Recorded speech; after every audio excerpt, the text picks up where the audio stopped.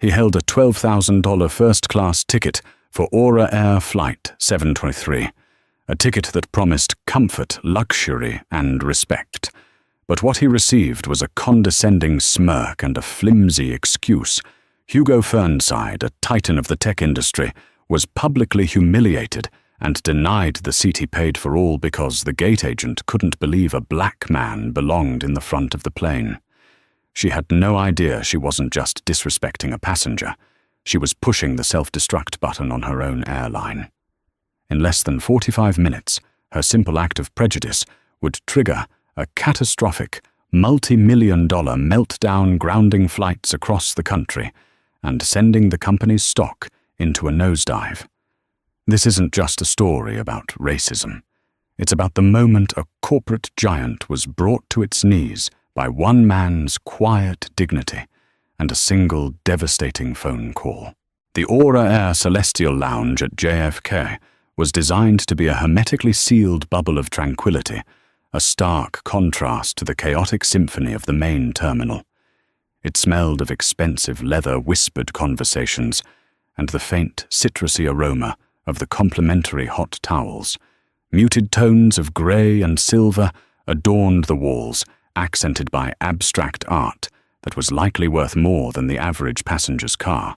For Hugo Fernside, founder and CEO of the logistics software powerhouse, Nexus Innovations. This was a familiar environment. It was the sterile, predictable calm before the 6-hour flight back to San Francisco, the final leg of a grueling, 2-week business tour across Europe. Hugo, dressed in a bespoke charcoal suit that fit him like a second skin, sat in a plush armchair overlooking the tarmac. The setting sun cast a golden glow on the wings of the planes queued for takeoff. On his wrist, a Patek Philippe Calatrava, a 40th birthday gift to himself, ticked with quiet precision. It wasn't about flash. It was about an appreciation for engineering and excellence, the same principles upon which he had built his billion-dollar company from a garage startup. He had just finished a video call with his 8-year-old daughter Lily, who had proudly shown him her latest Lego creation, a spaceship she'd named the Starlight Voyager. Her bright, innocent smile was the fuel that powered him through endless boardrooms and shareholder meetings. "Bring me back some of those funny-shaped chocolates. Daddy," she'd demanded, her voice, a sweet melody that cut through his fatigue. "The triangular ones. Promise?" He'd said, his own lips curling into a rare, unguarded smile. Now, with the call ended and his laptop stowed away in his sleek leather briefcase, he allowed himself a moment of quiet reflection. The trip had been a resounding success. He had secured a landmark deal with a German automotive conglomerate and finalized the last details of a massive company-altering partnership with Aura Air itself. Nexus Innovations had developed a revolutionary AI-driven operations platform called Odyssey, and Aura Air was its flagship client. The system promised to streamline everything from ticketing and baggage handling to flight scheduling and crew management. It was set to go live across their entire North American network in less than 48 hours. This flight, in fact, was supposed to be a celebration of sorts. Aura Air's COO, a man named Bob Peterson, had personally ensured his first-class ticket was booked, a gesture of goodwill ahead of the launch. A polite automated announcement chimed through the lounge, announcing the boarding of Flight 723 to San Francisco. Hugo drained the last of his sparkling water, slid his phone into his jacket pocket, and stood up, his 6'2" frame moving with an athlete's grace. He felt the familiar weariness in his bones, but it was overshadowed by the deep satisfaction of a job well done and the profound yearning to be home. He walked the short carpeted distance to gate B42. The priority lane for first class and Diamond Medallion members was nearly empty. He approached the podium where a gate agent, a woman in her late 40s with severe blonde hair and a name tag that read "Keys," was tapping furiously at her keyboard. She didn't look up. Hugo waited a patient moment before speaking. "Good evening," he said, his voice a calm baritone. He held out his phone, displaying the QR code for his boarding pass. Keys Fletcher glanced up her eyes, flicking from his face to his expensive suit, then back to his face. A subtle, almost imperceptible shift occurred in her expression. The professional veneer cracked, replaced by a flicker of something else, annoyance, suspicion. "I can help the next person in line," she said, her voice sharp, gesturing to a family standing behind him in the general boarding line. Hugo's eyebrows knitted together slightly. "I believe I am the next person in line," he stated, keeping his tone even. She finally looked at his phone, her lips pursed into a thin line of disapproval. She took the phone from his hand without asking and scanned it. A loud negative beep echoed in the quiet boarding area. "See," she said, a note of vindication in her voice. "There's an issue with your ticket." She handed the phone back dismissively. "An issue?" Hugo repeated, his mind racing. He'd checked in online that morning. Everything had been confirmed. Seat 2A. "Could you tell me what the issue is?" "The system has you listed as unseated," she said, turning back to her screen as if the conversation was over. "It happens sometimes. Glitches. You'll have to wait until general boarding is complete, and we'll see what we can do." The explanation felt flimsy, dismissive. Unseated was a term he'd never heard for a confirmed, paid-for first-class ticket. He saw his seat assignment 2A still clearly visible on his digital pass. "My boarding pass says Seat 2A, he pointed out calmly. "I'm the CEO of Nexus Innovations. This ticket was arranged through your corporate partnership program." He mentioned his company's name not as a boast, but as a point of data, a way to help her resolve the glitch. The name seemed to irritate her further. She let out an exaggerated sigh and typed for a few moments. "Sir, our system is the final word. It says the seat is unassigned. Now, if you'll please step aside, you're holding up the line." She pointed to the side of the podium, a clear, public dismissal. The humiliation was a small, hot spark in his chest. People in the growing line were starting to stare, their curiosity piqued by the confrontation. He saw the judgment in their eyes, the quick, unconscious siding with the woman in the uniform. He was no longer Hugo Fernside, CEO. In this space at this moment, he was just a black man arguing with a white woman in a position of authority. And he knew how that scene was typically interpreted. But this was more than just poor customer service. It was a matter of principle. He had earned his place in the world, and he had paid for his seat at the front of this plane. He would not be shuffled to the back because of a glitch that felt more like a prejudice. "I'm not going to step aside," Hugo said, his voice dropping slightly, but gaining a new, unshakable firmness. "I'd like you to call a supervisor. We need to resolve this now." Keys's eyes narrowed into slits of cold fury. She picked up her microphone, her knuckles white.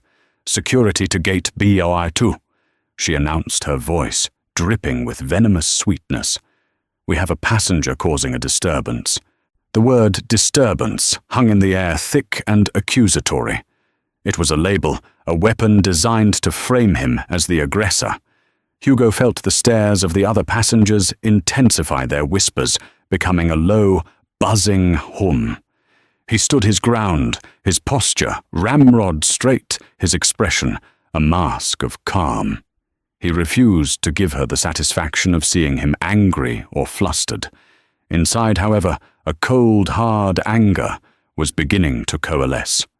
2 airport security officers arrived within a minute, their expressions impassive, their hands resting near their belts.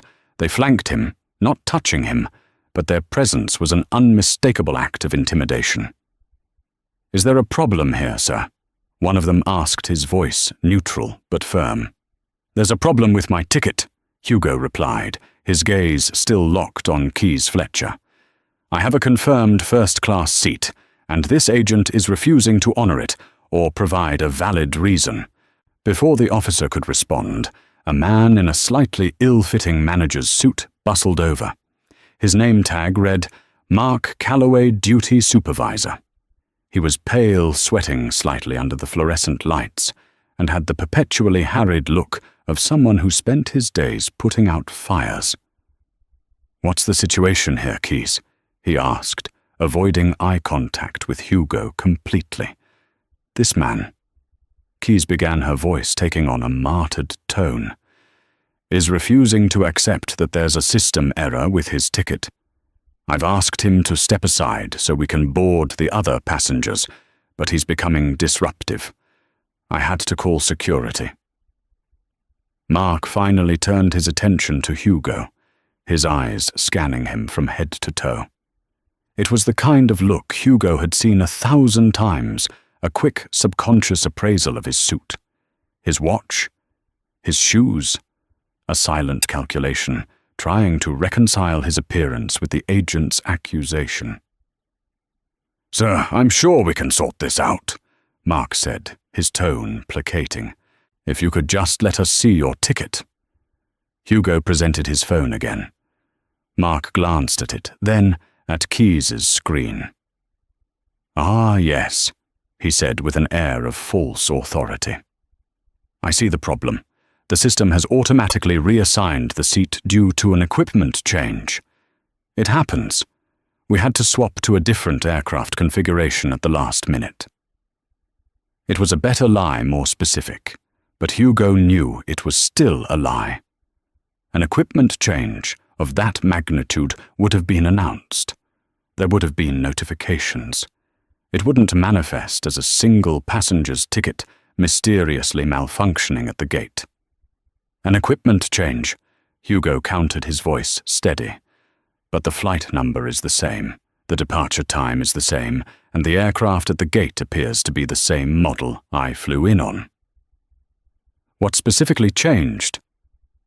Mark faltered for a second. "Sir, it's a complicated logistical matter. The point is, Seat 2A is no longer available. Keyes was correct. We can find you another seat in the main cabin, and we'll refund you the difference in fare, of course." As if on cue, a portly man in his late 60s, dressed in a wrinkled but obviously expensive linen suit, pushed his way to the front of the priority line. "Is this going to take much longer?" he huffed, waving his own first-class ticket. "Some of us have places to be." He looked at Hugo with open disdain. His name was Gregory Beaumont, a real estate tycoon known for his aggressive business tactics and impatience. Keyes lit up her smile, suddenly genuine. "Mr. Beaumont, so sorry for the delay. Right this way." She scanned his ticket. A positive, welcoming chirp sounded from the machine. "Welcome aboard, sir.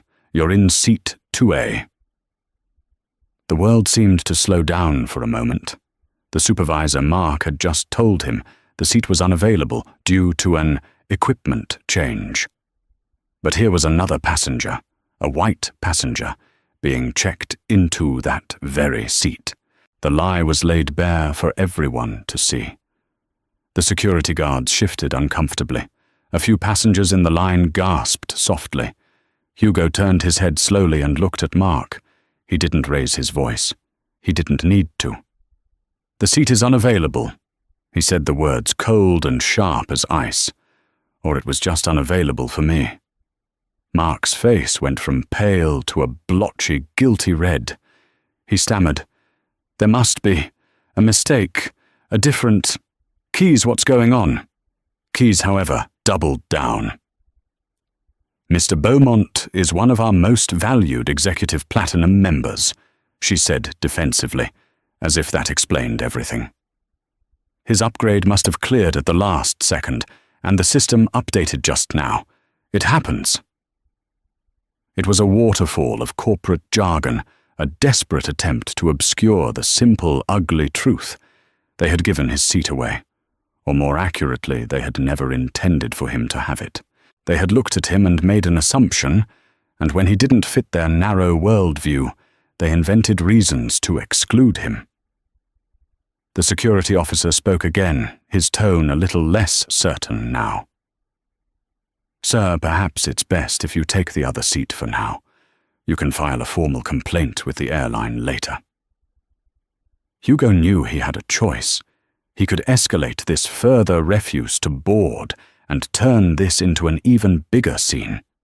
It would be his word against theirs, and the delay would inconvenience hundreds of other people, or he could take the high road board the plane and handle this another way, a much, much more effective way.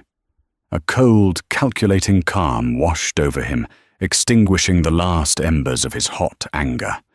He had built an empire by seeing the entire chessboard, by thinking 5 moves ahead, while his opponents were still focused on their next one.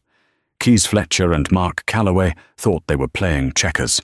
They had no idea they were in a game of grandmaster-level chess, and they had just made a catastrophic, game-ending blunder. "Fine," Hugo said, his voice devoid of all emotion. "Give me the new boarding pass." A wave of relief washed over Mark's face. Keys printed a new pass with a triumphant smirk and handed it to him. Seat 34B, a middle seat, in the back row, next to the lavatories. Hugo took the flimsy piece of paper without a word. He gave a slight, almost imperceptible nod to the security guards and walked past the podium. He didn't look at Keys or Mark. He didn't look at Gregory Beaumont, who was now settling into seat 2A. He walked down the jet bridge, through the hushed, spacious, first-class cabin, past the rows of premium economy, and into the cramped, bustling main cabin. Every step was a fresh humiliation. The sympathetic pitying and sometimes scornful glances from other passengers felt like physical blows.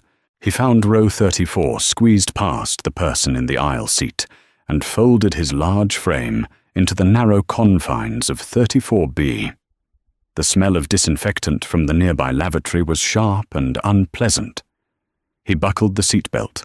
He stared at the back of the seat in front of him.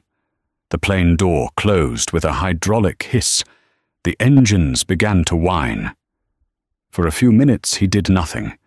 He let the calculated humiliation wash over him, letting it sharpen his focus. They thought they had won. They thought they had put him in his place. Then, with deliberate, unhurried movements, he reached into his jacket, pulled out his phone, and switched it from airplane mode. He had a few minutes before the cabin crew would insist all devices be turned off for takeoff. It was more than enough time. He opened his contacts and tapped a single name, Dr. Anya Sharma, Chief Operating Officer and Head of Legal for Nexus Innovations. She answered on the first ring. "Hugo, everything okay? I thought you'd be in the air by now." "Anya," he said, his voice quiet, but carrying the weight of absolute authority. "We have a problem. Initiate protocol 17B. There was a moment of stunned silence on the other end of the line. Protocol 17B was a scorched earth measure, a clause buried deep within their most important contracts, designed for catastrophic partner failure or breach of conduct. It had never been used before. "Hugo, are you sure?" Anya's voice was sharp with concern. "That's the Aura Air protocol. Their system goes live in less than 2 days. Invoking 17B will be apocalyptic for them. I'm sitting in seat 34B on flight 723. Hugo said the words, precise and chilling. They gave my confirmed first-class seat to another passenger. I am currently staring at the wall of a lavatory. Do it. Terminate the contract, effective immediately. And Anya, send their CEO David Macmillan a personal message. Tell him why. Consider it done." Anya replied, her voice now as cold and efficient as his. "I'll have our PR team on standby. The termination notice is being sent as we speak. Their systems will begin decoupling from our servers within the hour." Hugo disconnected the call, switched his phone to airplane mode, and leaned his head back against the seat. He closed his eyes. The pilot's voice came over the intercom, announcing their imminent departure. But Hugo Fernside knew something the pilot didn't. This plane wasn't going anywhere. On the other end of the line, in a sleek, minimalist office overlooking the San Francisco Bay, Dr. Anya Sharma hung up the phone. Her mind, a formidable instrument, trained in both corporate law and computer science, was already processing the command with terrifying efficiency. Protocol 17B, the digital guillotine, as the tech team jokingly called it. It was a contractual failsafe of last resort. The partnership with Aura Air was worth over $300 million to Nexus Innovations, but it was worth billions in projected operational savings and efficiency gains to the airline. The contract was a labyrinth of clauses and sub-clauses, but Anya knew Clause 17B by heart. It was her own masterpiece of legal engineering. It stipulated that if any representative of Aura Air engaged in conduct that brought disrepute to Nexus Innovations or its key personnel, or demonstrated a fundamental breach of the good faith principles of the partnership, Nexus had the right to immediate unilateral termination. All licenses for the Odyssey software would be revoked, all integration support would cease, and all Nexus-owned data would be firewalled from their system instantly. It wasn't just about pulling the plug. It was about vaporizing the bridge as you walked away.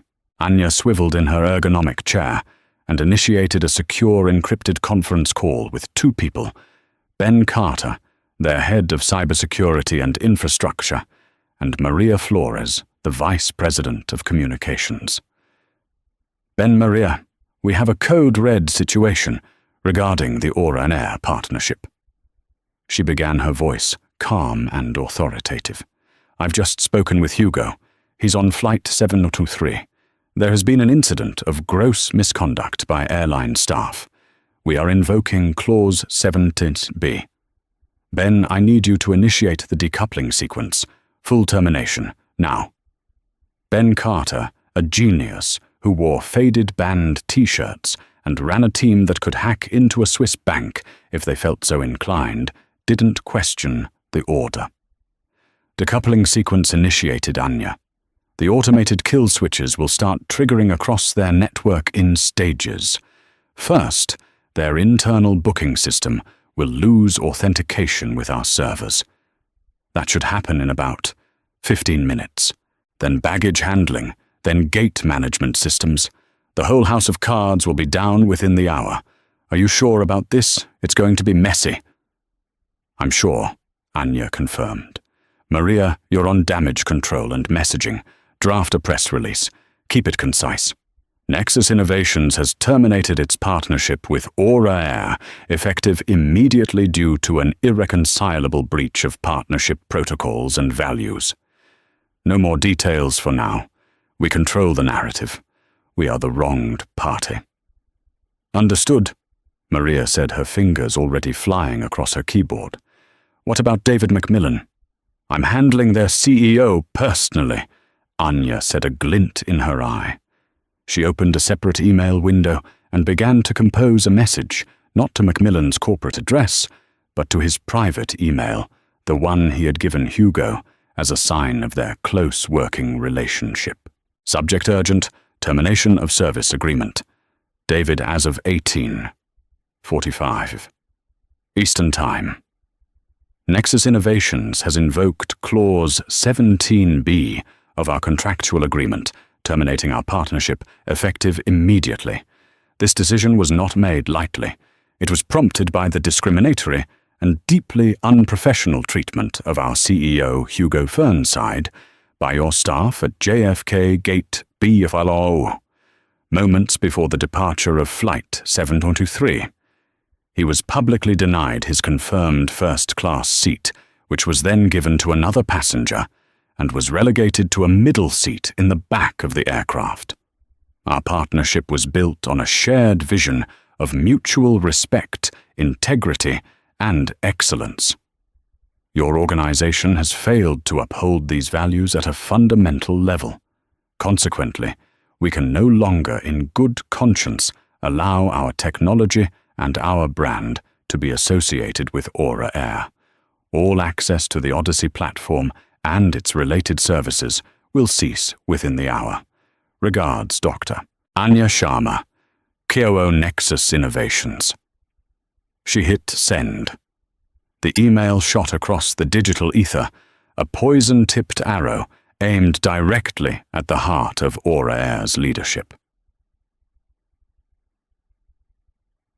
Back on Flight 723, the plane pushed back from the gate. The flight attendants performed their safety demonstration with practiced smiles. To the other 200 passengers, everything was normal. They were checking their watches, anticipating an on-time departure. Hugo sat motionless, a still point in the bustling cabin. He could feel the vibration of the engines as they spooled up. He imagined the digital signals, the packets of data that were at that very moment being rerouted, denied, and deleted. He pictured the termination notice landing in David Macmillan's inbox. He envisioned the first automated script executing on a server rack in a secure Nexus data center hundreds of miles away. The first domino had been pushed. The rest would fall with mathematical certainty. The plane taxied out onto the tarmac, joining the queue of aircraft waiting for their turn to launch into the evening sky. Hugo glanced out the small, smudged window next to the passenger in 34C. He saw the blinking lights of other planes, a complex ballet choreographed by air traffic control, and until, a few minutes ago, by the underlying logic of his own software. The pilot's voice, cheerful and professional, came over the intercom. "Well, folks, it looks like we're number 3 for takeoff. Should have you in the air in about 10 minutes. On behalf of Aura Air, thank you for flying with us tonight." Hugo allowed himself a small, mirthless smile. Thank you for flying with us. The irony was almost too perfect. He leaned his head back, closed his eyes, and began to count. The clock on the chaos had started. T-minus approximately 15 minutes. 15 minutes after Anya Sharma's email detonated in the inbox of Aura Air's CEO, the first tremor hit. It wasn't loud or dramatic. It was quiet, digital, and utterly devastating. In the Aura Air control tower at JFK, a veteran gate controller named Frank was overseeing the evening rush. On his massive bank of monitors, each flight was a neat line of green text tracking perfectly. His job was a high-stakes game of Tetris fitting planes into departure and arrival slots with split-second timing. Suddenly, a line of text for Flight 9 to Los Angeles, currently boarding at Gate C11, flickered from green to red. An error message flashed beside it. Auth failure gate. Manifest sync queue error. Frank blinked. He'd never seen that error code before. He radioed the gate. Gate C11. This is Tower. My board is showing a manifest sync error for 9 Everything okay over there? The gate agent's voice crackled back, strained with panic. Negative Tower. Our scanners just went down. They're not recognizing any boarding passes. We're getting a network service unavailable error. We can't board anyone. Before Frank could respond, another flight, 6:55 to Chicago, flashed red. Then another to Dallas. Within 90 seconds, half a dozen Aura Air flights at JFK turned red on his screen, each with a similar authentication or network error. It was like a digital plague was spreading through the system. Simultaneously, in Aura Air's corporate headquarters in Atlanta, David Macmillan, the CEO, was in a late-night budget meeting. His phone buzzed on the polished mahogany table. He glanced at the sender Anya Sharma. Assuming it was a pre-launch congratulations, he casually opened the email. His face went white. The blood drained from his features as he read the brief, brutal message. Termination. Clause 17B. Discriminatory treatment of our CEO, Hugo Fernside. He reread the words, his mind refusing to process them. This had to be a mistake. A sick joke. His phone buzzed again. It was his CIO, frantic. David, We have a catastrophic network failure. It's not a crash. It's like we're being surgically disconnected from something. Our booking system, gate management, baggage, it's all failing. My team says the authentication tokens from the new Odyssey platform are being universally rejected. Nexus is cutting us off. The two messages collided in Macmillan's brain with the force of a physical impact. It's real. Find Hugo Fernside. Macmillan choked out his voice a hoarse whisper. Find out what the hell happened to him. Now. Aboard Flight 723, the plane had reached the front of the takeoff queue. The engines roared to life, pressing the passengers back into their seats as the aircraft began its powerful roll down the runway. Hugo felt the acceleration, the moment of lightness, as the wheels left the ground. They were airborne. For a moment, he wondered if he had miscalculated. Had the pilot managed to get the flight plan locked in before the system went down, but the climb was short-lived. Just as the landing gear was retracting with a heavy thud, the ascent leveled off abruptly. The plane banked in a wide, gentle circle. This wasn't the trajectory for San Francisco. They were staying in New York's airspace. The captain's voice came over the intercom again. This time, the cheerful professionalism was gone, replaced by a note of strained confusion.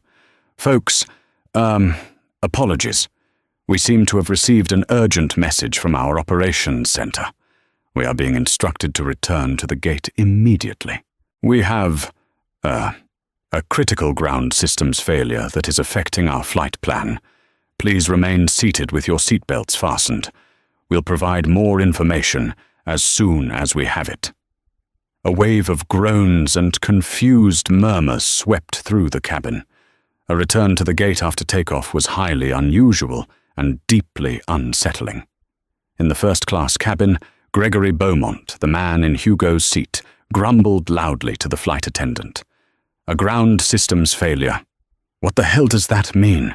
I have a multi-million-dollar deal closing in the morning. This is unacceptable. The flight attendant could only offer a tight, nervous smile and a helpless shrug. I'm very sorry, sir. This is the only information we've been given. Hugo, in seat 34B, remained perfectly still. He watched the lights of New York City pivot below them as the plane circled back toward JFK. He knew exactly what a critical ground systems failure meant. It meant that Aura Air no longer had the Nexus-powered brain it needed to operate. Their digital nervous system had just been severed at the spinal cord. He felt no triumph, no elation. Just a profound, weary sense of inevitability. This was the consequence. The logical, unavoidable result of a choice made by a gate agent who saw his skin color before she saw his ticket. The plane landed smoothly back at JFK just 25 minutes after it had taken off. As it taxied back towards the terminal, the full scope of the chaos began to reveal itself. Through the window, Hugo could see a backlog of Aura Air planes stuck on the tarmac, their lights blinking in a silent, frustrated chorus. The jet bridges at the Aura Air terminal stood empty and waiting, unable to connect to planes whose gates couldn't be properly assigned by the now crippled system. The first tremor had struck, and the earthquake was just beginning. The 20 minutes that followed Flight 723's return to the gate were a masterclass in corporate meltdown. The chaos cascaded through Aura Air's operations, not like a wave, but like a virus infecting and paralyzing every system it touched. Minute 25. Flight 723 docks at Gate B42, the very gate where the ordeal began.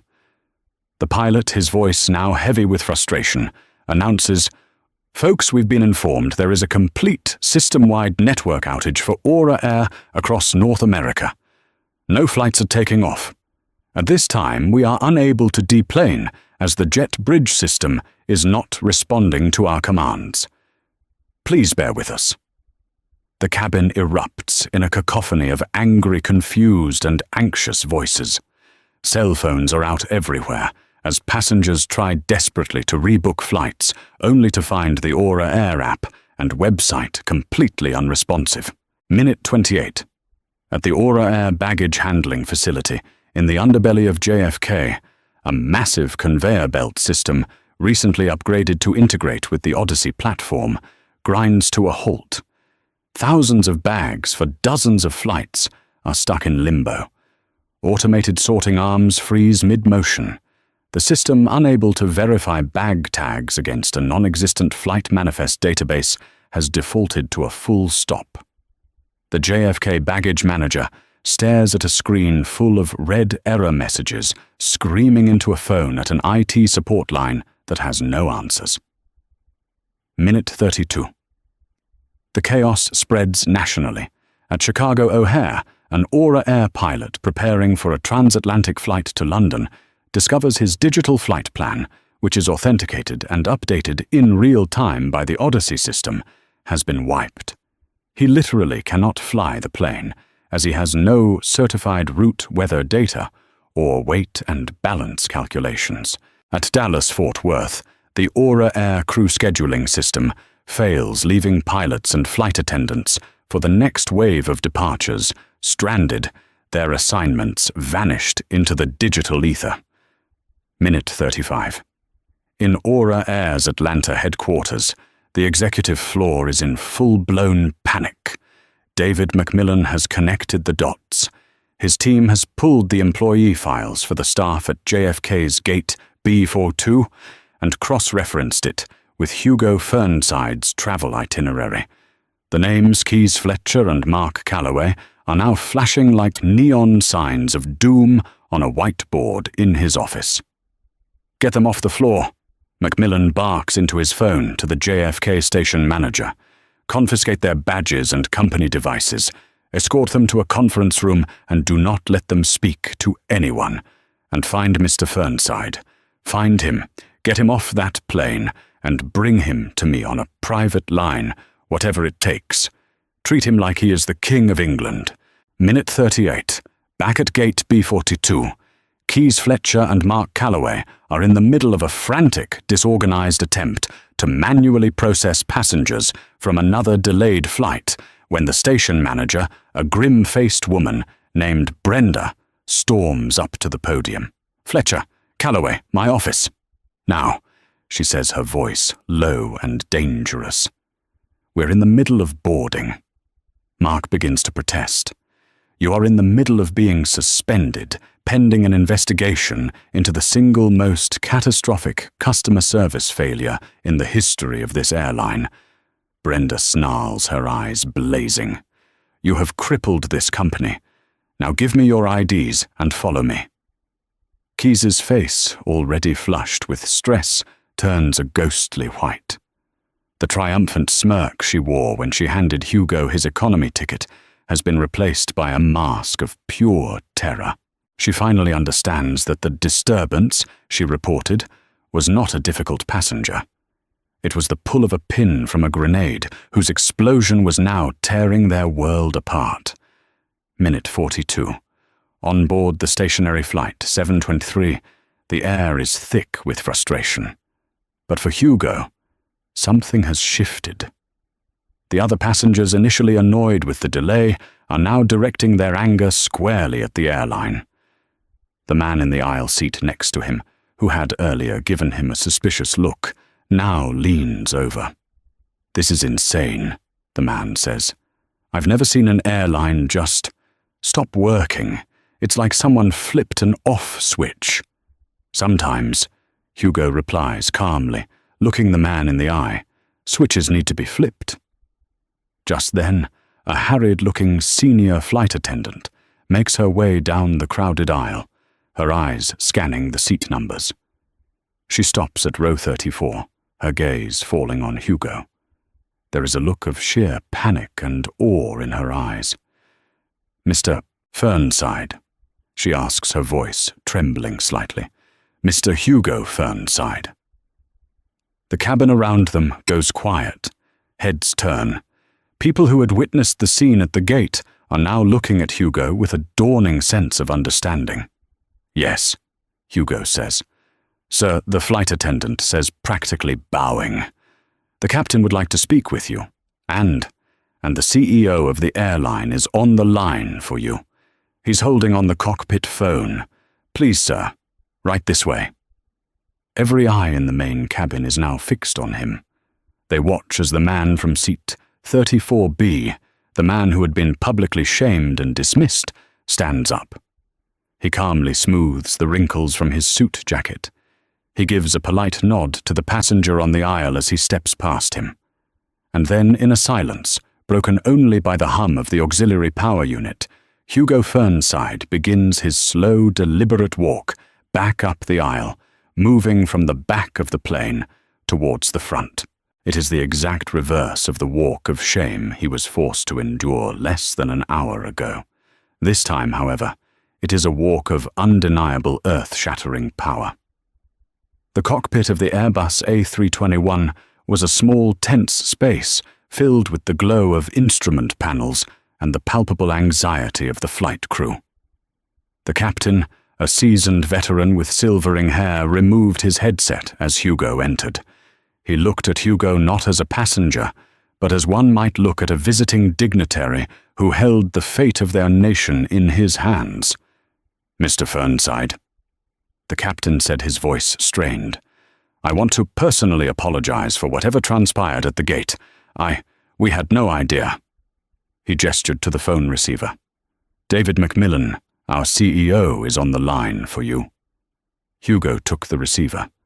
The voice on the other end was frantic, stripped of all executive polish. Hugo, thank God. David Macmillan. Listen, I don't know what they did. I don't know what they said. But on behalf of every single one of our 80,000 employees, I am profoundly, deeply sorry. This is a nightmare. It's an unforgivable, catastrophic mistake. Hugo listened, his expression unreadable. He let Macmillan's torrent of apologies and explanations wash over him. He heard the desperation, the fear of a man watching his company's stock value plummet in after-hours trading, and his career evaporate in real time. The employees involved have been suspended, Hugo. They will be terminated. Whatever you want, whatever you need, it's yours.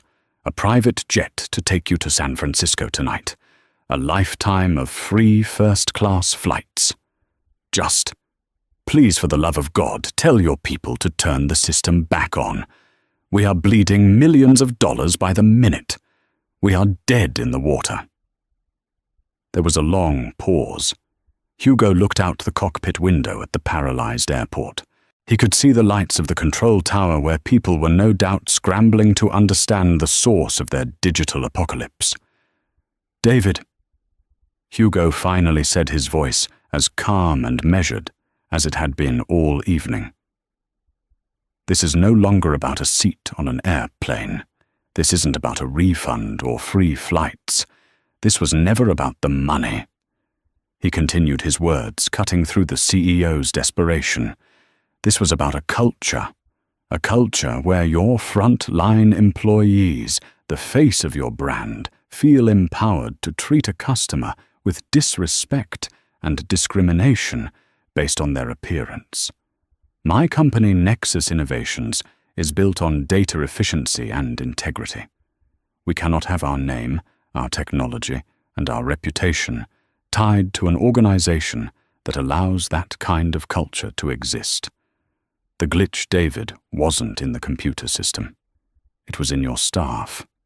We'll fix it, Macmillan pleaded. Mandatory diversity and inclusion, training a complete overhaul of our customer service protocols. I'll lead it myself. We will make this right. But I need you to meet me halfway. Hugo, we have a contract. And your employees breached it, Hugo stated flatly. They breached the partnership's core values as stipulated in Clause 17B. The termination is valid and it is final. The damage is done. He then said the words that sealed Aura Air's fate for the night. I will be deplaning now. I'll arrange my own transportation. Send your legal team to my office on Monday morning. We can discuss the terms of the separation then." He handed the receiver back to the stunned captain and turned to leave the cockpit. As he stepped back into the first-class cabin, he came face to face with Gregory Beaumont. The real estate tycoon was standing in the aisle, his face a mixture of confusion and dawning horror. He had overheard the commotion and seen the deference with which the crew was now treating the man he had watched get sent to the back of the plane. "What is going on?" Beaumont demanded, though his bluster was gone, replaced by a note of uncertainty. "Who are you?" Hugo simply looked at him. He didn't need to answer. The flight attendant who had fetched him from the back did it for him. "This is Mr. Hugo Fernside, sir," she said, her voice filled with a reverence that bordered on fear. "He's the CEO of Nexus Innovations. It's his company's software that runs, or ran, our entire airline." Beaumont's jaw dropped. The color drained from his face as he made the connection.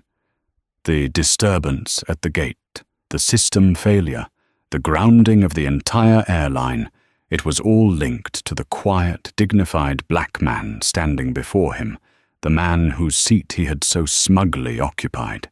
Gregory Beaumont, a titan in his own world, was merely a spectator to a display of power he couldn't even comprehend. He sank back into seat 2A, suddenly feeling very small. Hugo walked to the main cabin door, where the lead flight attendant was waiting. The jet bridge miraculously had been manually connected. A team of Aura Air executives, led by the JFK station manager Brenda, was waiting for him. They looked like a funeral procession. Their faces were pale, their suits rumpled their expressions, a cocktail of terror and supplication. "Mr. Fernside," Brenda began, her voice shaking.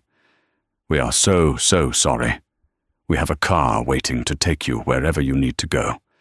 We have booked you a suite at the St. Regis. Please let us know what we can do." Hugo looked past them, his gaze cold. "You can open the door and let me off this plane," he said. He stepped onto the jet bridge. The air was cool and smelled of jet fuel. It was the smell of freedom. He walked past the gauntlet of humiliated executives without another word. They were a problem for Monday. They were a case study in corporate failure. Right now they were simply obstacles between him and a quiet hotel room where he could finally decompress. As he reached the end of the jet bridge and entered the now chaotic terminal, he could hear the announcements being made. All Aura Air flights were cancelled until further notice. He saw thousands of stranded passengers, a sea of frustration and anger. He saw news crews beginning to arrive, alerted to a major airline's unprecedented collapse. He had not sought this outcome. He had not wanted this chaos. He had simply wanted to go home. But when he was denied that basic dignity, he had refused to be a victim. He had used the power he had spent a lifetime building to demand accountability. 45 minutes.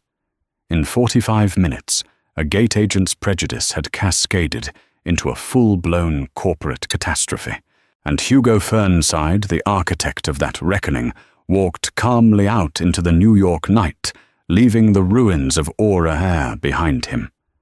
The story didn't just go viral. It detonated. The shaky cell phone video, uploaded by a college student in seat 28A, was the spark.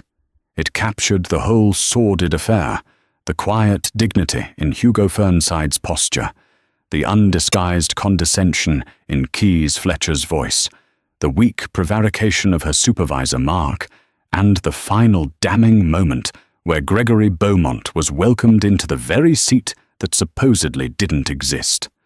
By the time Flight 723 had returned to the gate, the video had already been shared thousands of times. By morning, it was the lead story on every major news network. Hashtags bloomed across social media with ferocious speed. "Dedos Aura Air collapse, yet Flight 723, now check your privilege at the gate," and the most popular, there's our Nexus Grounds aura. News anchors and commentators, smelling blood in the water, dissected the footage frame by frame. They juxtaposed the image of Hugo, a titan of industry, in a bespoke suit, being relegated to a cramped middle seat, with the catastrophic system-wide failure that followed. The narrative was irresistible, a modern-day David and Goliath story, where David didn't use a slingshot but a line of code. For Keys Fletcher and Mark Calloway, the aftermath was a personal apocalypse. They were fired via a blunt 3-sentence email, before they even left the conference room they'd been sequestered in at JFK. Their security badges were deactivated, their network access revoked. When they were finally escorted out of the terminal through a service exit to avoid the burgeoning press corps, they stepped out not as employees, but as pariahs. Keys's face, captured in a single grainy paparazzi photo, became the face of a certain kind of stubborn, destructive prejudice. She saw her digital ghost everywhere, her sneer turned into a meme. Mark, who tried to give an anonymous interview to a blog claiming he was just following procedure, was publicly disavowed by the airline and ridiculed for his cowardice. Their careers weren't just over, they were cautionary tales. Inside Aura Air's Atlanta headquarters, the atmosphere was one of pure, unadulterated panic. The executive floor, usually a hushed bastion of corporate power, was a chaotic war room. David Macmillan hadn't slept. He watched the pre-market stock tickers glow a blood red, indicating a catastrophic drop at the opening bell. Every projection showed a loss of over $1 billion in market capitalization.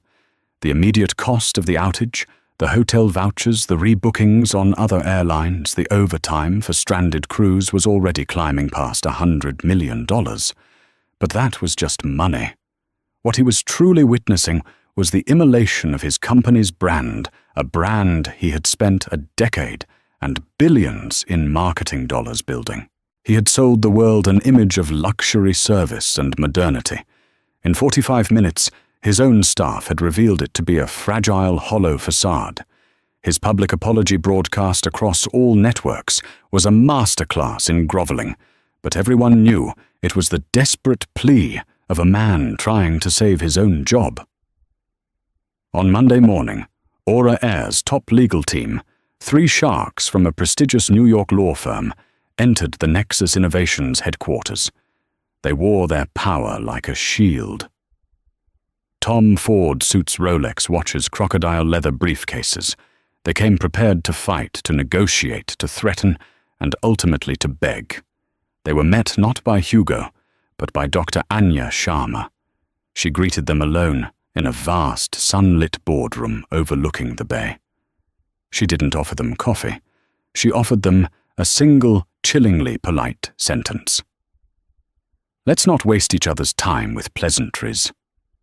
The lead counsel, a man named Gerald Pope, attempted a conciliatory tone. Dr. Sharma, this entire incident is a tragic misunderstanding.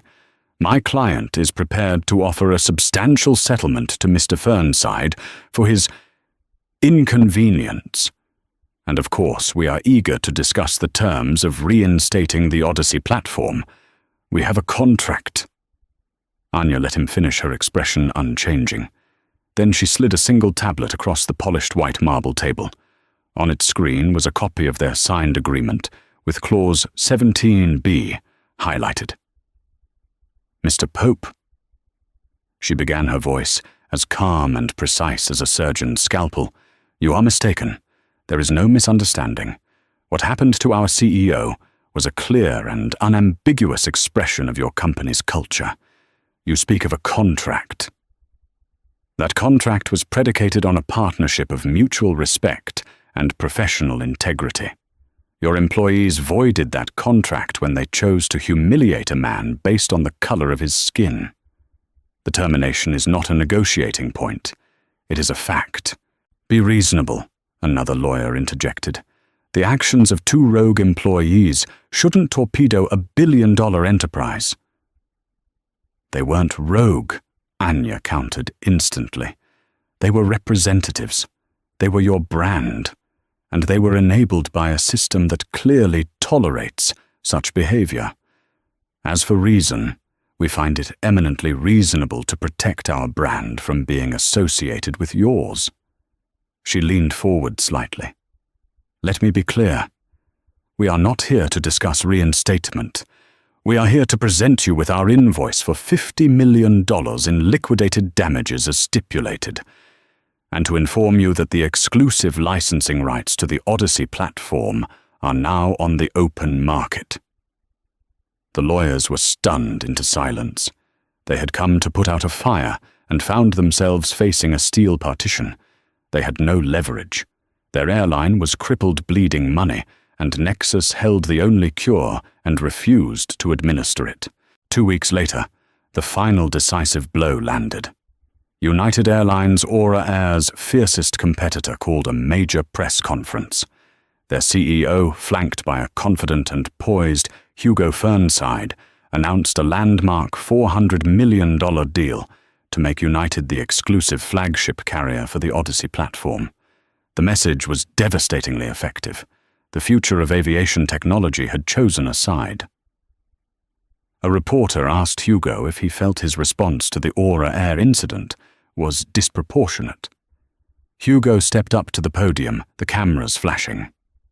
Nexus Innovations was founded on the principle that modern problems require modern solutions, he said, his voice resonating with quiet authority.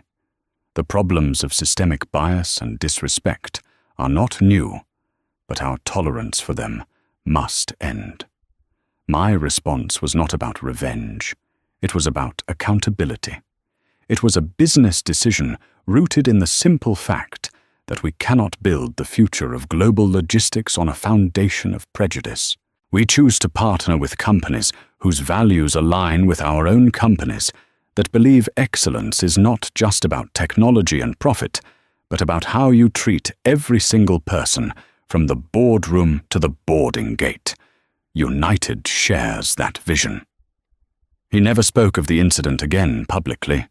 He returned to his work, to the endless complexities of code and strategy. He returned to his daughter Lily.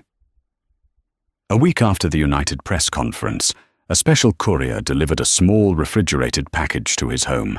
Inside were several boxes of Toblerone. That evening, as he sat with Lily on the floor, building a new Lego rocket, she unwrapped a triangular piece of chocolate and handed it to him. "You kept your promise, Daddy?" she said with a smile. He looked at her, the reason for every fight he'd ever fought, every sleepless night he'd ever endured. In that moment, he wasn't a corporate legend or a symbol of racial justice. He was just a father who had kept his promise. He had faced down ugliness and ignorance, not for the headlines or the stock prices, but to ensure that the world his daughter would inherit would be just a little bit fairer, a little more accountable. The world had tried to put him in the back of the plane, and in response, he had calmly and professionally reminded them that he was the man who owned the sky. This story is a powerful reminder that the quietest person in the room is often the most powerful.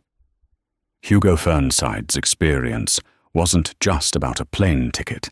It was about dignity, respect, and the incredible, often unseen consequences that ripple out from a single act of prejudice. It shows that in our interconnected world, a company's greatest vulnerability isn't its technology or its balance sheet, but its culture. Karma, in this case, wasn't a mystical force. It was a clause in a contract executed with chilling precision. If this story resonated with you, and you believe that accountability is paramount, please hit that like button to help it reach more people. Share it with someone who needs to hear that quiet strength can move mountains, or in this case, ground an entire airline. And most importantly, make sure you subscribe and turn on notifications for more real-life stories where the final verdict is delivered not by a court, but by cold, hard karma. Comment below with your thoughts on the incident. What would you have done in Hugo's shoes?